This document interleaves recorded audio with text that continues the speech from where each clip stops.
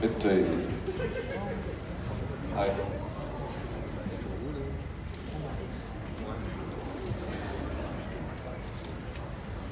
But I just want to say that you smiled. I promised that I would make you smile, and you did it. Yeah, okay. So Hatari, how are you? Good, thank you. We just had our second rehearsal. I think it went really well. Yeah? Yeah. You're satisfied? Very satisfied. We just rushed off stage now and just managed to slip into this comfortable attire. I was undressing my harnesses in the viewing room. Yeah. It's multitasking. One of my balls sticked out of the thong that I was wearing. So what did you do? Well, obviously I took the thong off. Yeah? Okay. Do you feel good now? Very. Okay. So it was better than the last time, today's rehearsal? I think especially the camera work was better. Yeah? It's come really far. Yeah. Okay.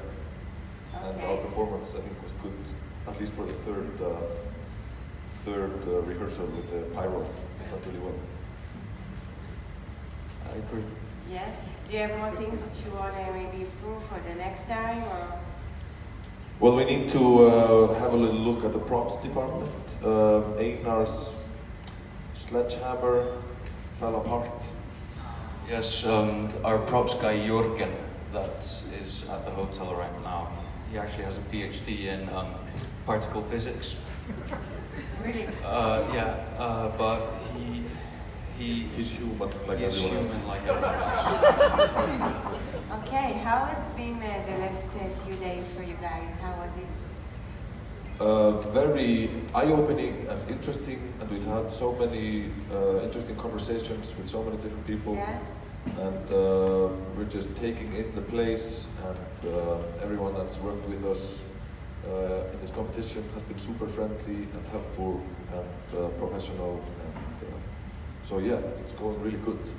Did you get any reactions from Israeli people? Like in the street, people recognize you and... There's the occasional selfie outside the hotel. Yeah. Glance over the shoulder. Did you celebrate it last night in Israeli Independence Day? Did you dinner outside? Did you see the fireworks? I didn't see the fireworks. I was actually exhausted, but we got like complimentary. What was it? Some complimentary fruits and a shot. And I just saw them partying in the street on my balcony, and it was. We were busy telling off Jürgen about the props. It's the what? No, Jürgen wasn't doing his job yesterday, so we had to tell him off. And that was very exhausting, so we had to go to bed early. Okay, great. Okay, so we have some questions.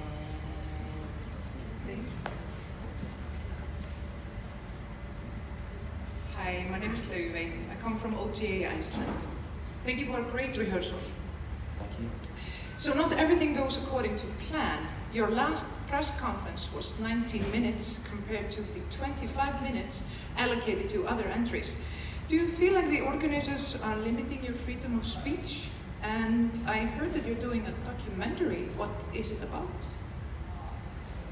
Wow, two very good questions. I didn't know how long our last one was. Do you mean the last that I was here? Yes. Every time, everything's supposed to be 20 minutes, so... Everyone else's was 25 minutes. No, there was only one delegation that was about 20 minutes. It was just in this day, but everyone is 20 minutes. You can see we have the videos on YouTube. Well, I think she was asking us the question. Yeah, but it's a piece of information that is relevant for the question that every time it's 20 minutes. That doesn't matter, just... I didn't know either way what the duration was, but no. Of course, no, we don't feel that our freedom of speech is being limited, except for within this compound. Of course, there's the rule that we should remain unpolitical in this contest, and we're treading a thin line, and I think so far we have managed to do that, and I think the EPU agrees, but it is a thin line. And the other question about the documentary? Oh yeah. It's about us as a project, our journey here, and the consequences of all of this. It's funny with a documentary like this, and of course I'm not the director, I'm just the subject, but it feels like we're writing what it's about as we go. So I can't really answer in more detail, but I think it's been an adventure. We've had conversations with people from here, Palestinians and Israeli artists and all kinds of people. And the conversations from all different angles have been really eye-opening and hope-inspiring. By the way, did you get any response from Benjamin Netanyahu? Or not yet? Not yet. We're still awaiting his answer. We're here till the 20th, so hopefully he'll reply. Yeah, I hope so too. It can be interesting. Okay, more questions? Yes. Hello, Hatari. Daniel from Cannes Eurovision in Israel. We are live right now on our Facebook group, airing this press conference to all the viewers of our Facebook. And the viewers are sending us some questions.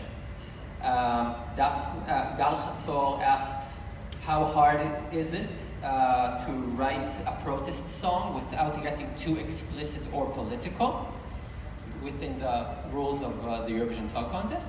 And Dafi Asaf asks, the two records of Iceland in Eurovision were in 99 and 2009, so maybe 9 is your lucky number, and can you maybe upgrade from second place to first?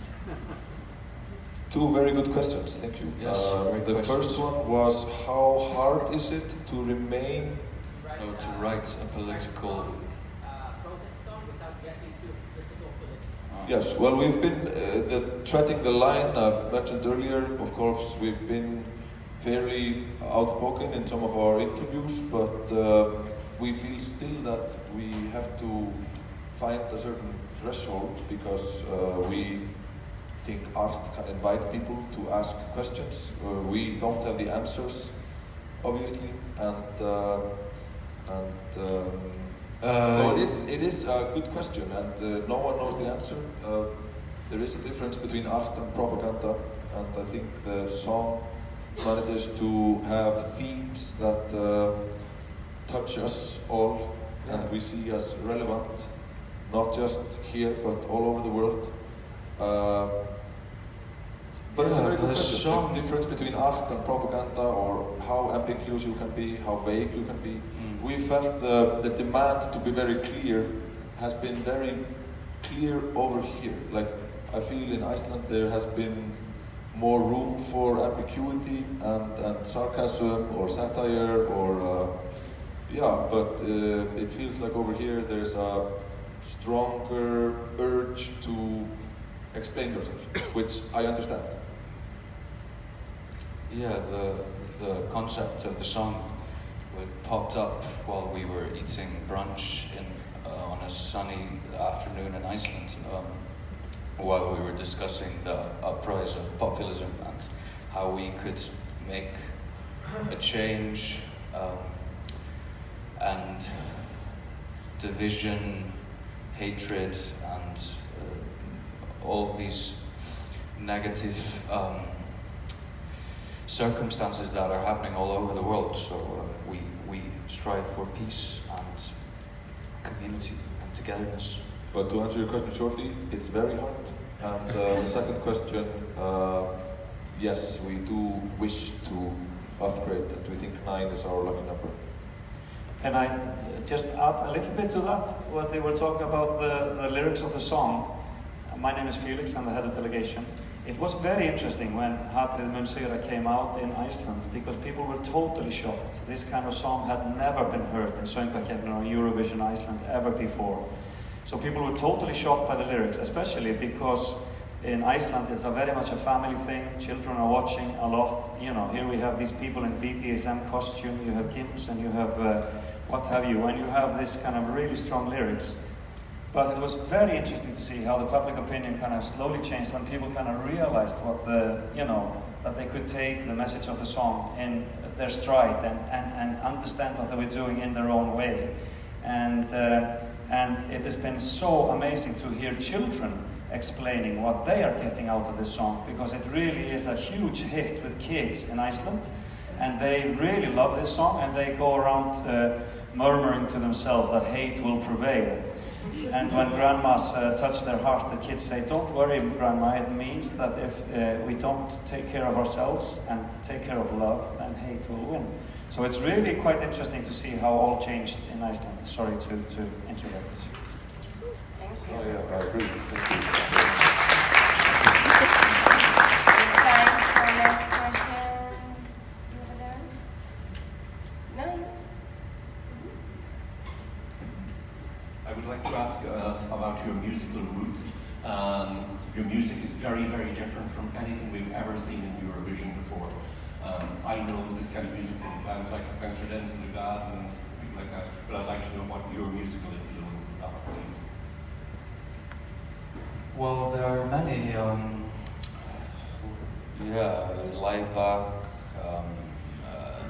Naomi Klein, Noam Chomsky, Adam Curtis, Mark Fisher, Peaches, Rebecca Solnit, Die Antwoord, Theresa May, big influence. maybe Rammstein, Donald Trump has a big impact on how we perform. Ragnar Kjartansson, Britney Spears, Flux of Pink Indians, That's a good one. Radiohead. Yeah, Rage Against the Machine. Yeah. As a teenager, I listened a lot to them. And The Spice Girls. Do you want to sing a song of Spice Girls, maybe? No, we don't. We wouldn't give justice to the Spice Girls. We wouldn't want to hear them. They're such an iconic band that, we would put shame to their name. Yeah.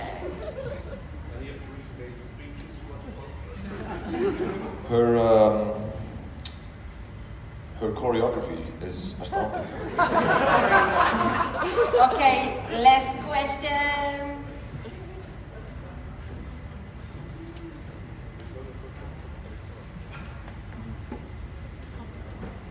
Hi Hatari, Torbjörn here from Swedish newspaper Aftonbladet. Hi. Saturday you decided to go to Hebron. Why was that important for you and what did you experience there? That's a very good question, and of course we've commented on our trip there in other interviews, but like I say, we can't answer quite as freely because of course the climate over there is very politically loaded. But why we went there? Well, a friend of ours told us that this is where we have to go to experience what is happening in this country. Anything to add to that? Well, we felt it was very eye-opening and interesting to see to visit Hebron. Okay, Hatari, we love you. We have to finish. Thank you so much. Thanks, everybody.